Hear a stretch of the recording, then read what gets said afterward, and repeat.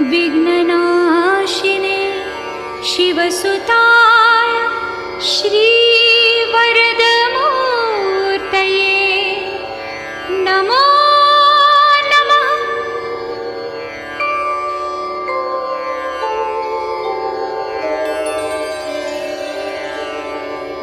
एतद् अथर्वशीर्षयोधीते स ब्रह्म भूयाय कल्पते स सर्वतः सुखमेधते स सर्वविघ्नैर्न बाध्यते स पञ्चमहापापात् प्रमुच्यते सायमधियानो दिवसकृतं पापं नाशयति प्रातर्धियानो रात्रिकृतं पापं नाशयति।